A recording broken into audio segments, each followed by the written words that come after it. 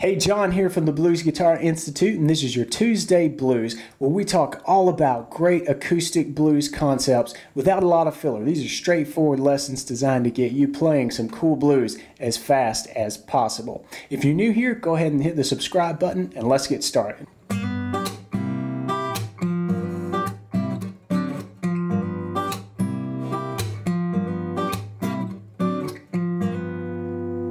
In this video, we'll run through how to get the most out of some chords that you probably already know with movable chord shapes.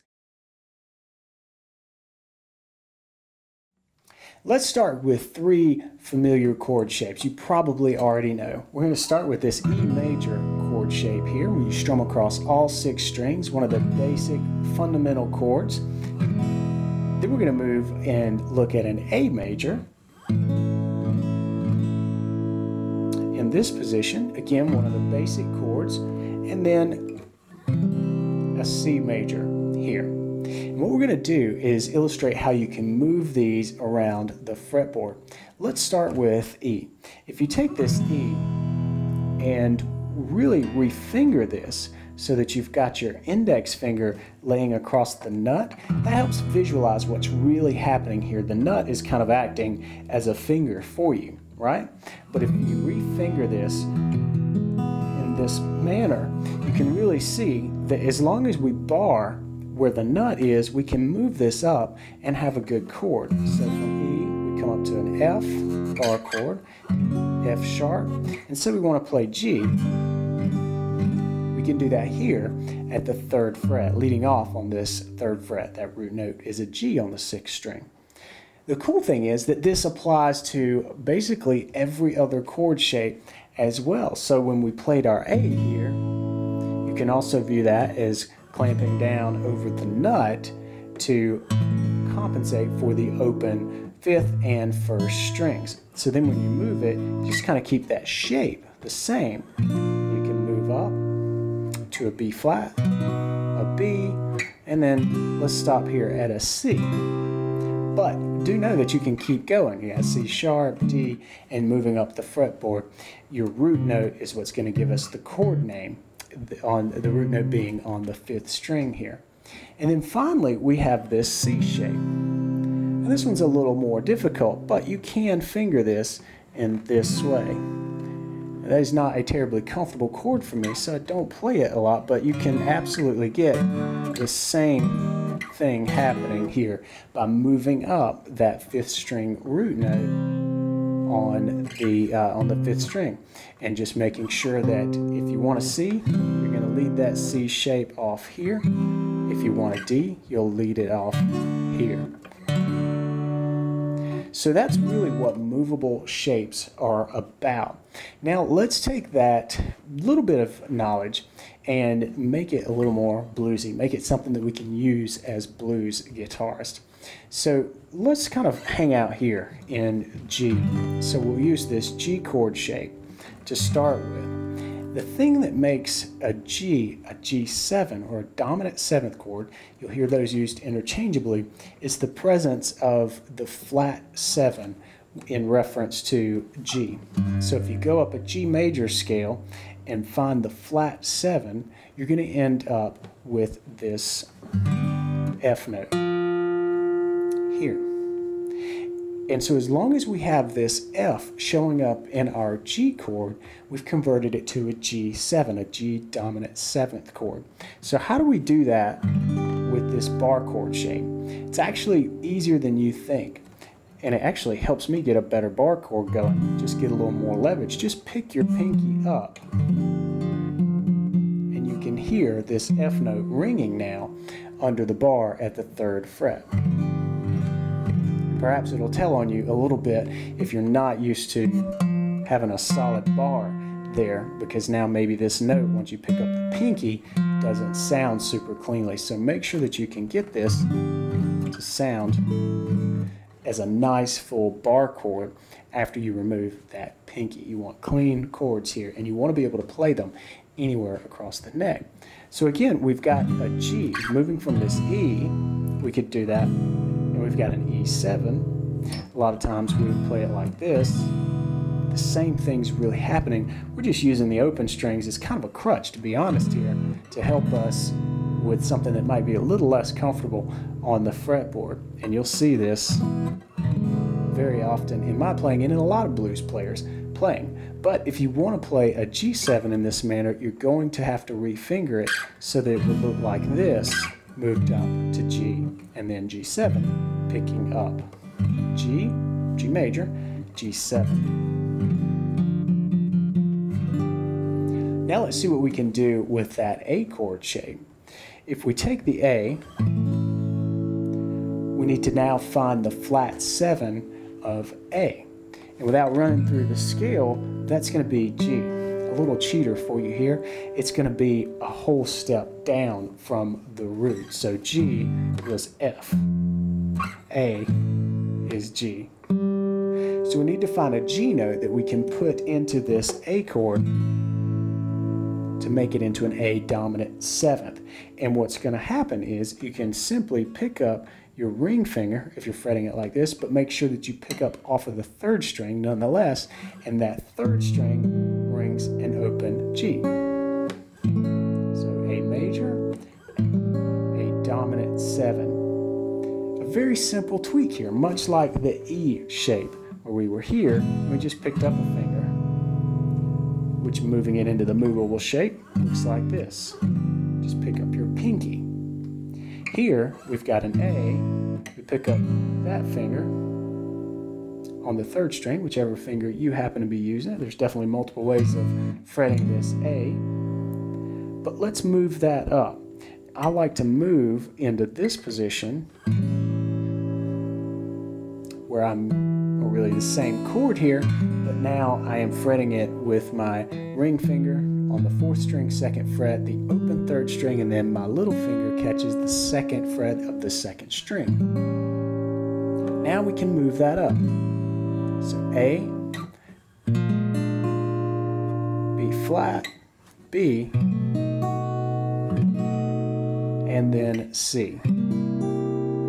But these aren't major chords, so really more correctly described as B flat 7, B7, C7. All right, so now we got a cool G7, C7. We could groove on just those 2 chords that fit nicely together.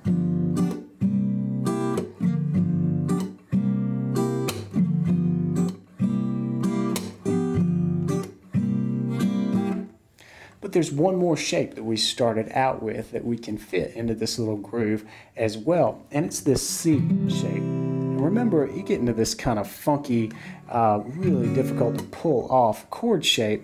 Didn't even do it right there, but you see it's definitely difficult, and it's not one that my hand goes to naturally. So what is a little more natural for me as a blues player is the 7th version of this chord. It's actually a whole lot easier to move around the neck. So if we take this C, we know that we're going to be looking for a whole step down from C, right? So 2 frets back down in pitch from C. That's how I said we can kind of cheat really quickly and find our flat 7. And that note for C would be 2 frets down. So we're looking for B flat that we can put into a C shape. And the easiest way to do this, in contrast to the first 2 modifications, is put our little finger down on the 3rd string and play this B flat on the 3rd fret, 3rd string. Then you've got a shape in the middle 4 strings, so strings 5, 4, 3, 2, that you can move around with ease. Once you get into that shape, just move around, and this finger is going to tell you what the chord name is. We know it's going to be a dominant 7th, but if I'm here on this D, that's going to be a D7. E, F sharp, G, G sharp, A, and so on. And you can tell this one is pretty easy to move along because you don't really have to do any sort of refingering. This really just kind of becomes a regular C shape that you should be familiar with, or probably familiar with one added note. That sweet and super bluesy flat 7. So now that we've got this information, what in the world can we do with it? Well, we can really hang out right here in this G area, not move a whole lot, and play a super cool little groove. Might sound like this. It's just an example of what you can do.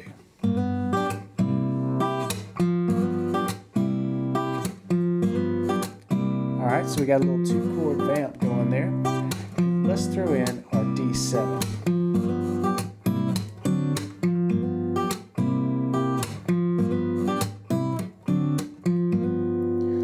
So right there, we've got a nice little 2-bar groove that really makes use of what's sort of a tweaked, familiar chord shape. There's your G major shape, which should be familiar to you. And if it's not, then it's really coming from this, which is more likely familiar to you, but you're just moving up the fretboard.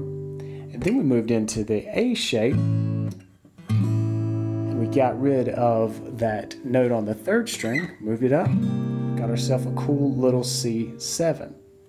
And then the other chord that we threw in there was definitely this D7, coming from this C7 shape, which comes from this C shape.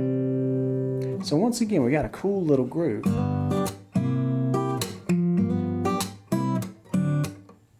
And what I'm doing there, just to explain the groove really quickly, is I am hammering in using this flat 3rd on the 3rd string, 3rd fret, hammering into the 4th fret. And then I'm doing just a very quick brush stroke on the upper 2 strings. So I'm just doing like a kind of pinch close and then an up and a pop. And then at that point, I'm changing chords. And I'm sort of brushing down through the 2 lowest notes of the chord. So that's strings 5 and 4. And then picking up on the top 3 with my pick hand all at the same time.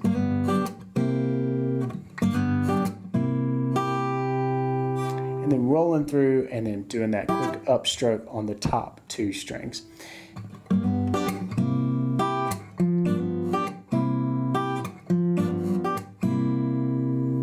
And when I'm plucking this chord, once I move into the C7, I'm just plucking the middle 4 strings. I believe I told you wrong, but I'm really just kind of plucking those all at once. And then coming back, doing a pop, and then changing the chord before the bar. It's a cool way to kind of keep the groove going, and then hitting the flat 7th under the bar of the G chord. So change a little bit early. Watch this. And catch that 3rd fret there, the F note under the G.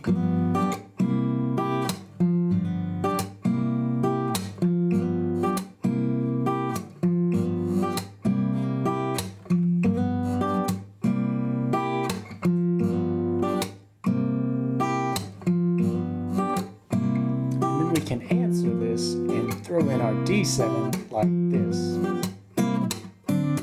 So just making use of those little stops, that little percussive sort of scratch sound, and changing through the chords there in the measure.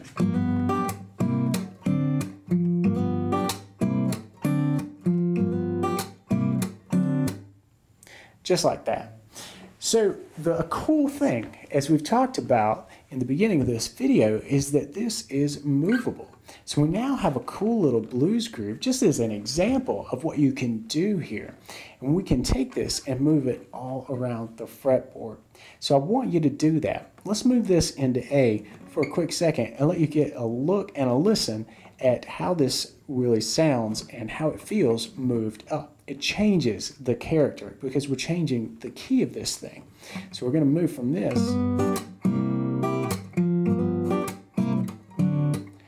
up to A.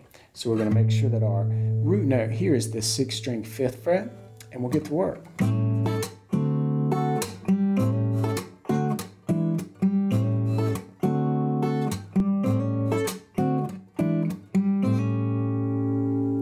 So really take a second and think about what we did here, we have really multiplied our chord knowledge just from making a few modifications to these regular voicings, these regular major chord voicings. And then once you know how to turn them into movable shapes, you can move this all over the fretboard. And really, with the combination of 3 movable shapes from this lesson, you should be able to really experiment and do some cool things on the guitar. Come up with your own little groove and really just put on a jam track or put on a metronome and just let it click off some good time for you, and then roll through any sort of vamp using these 3 chord shapes in the bluesy dominant 7th form.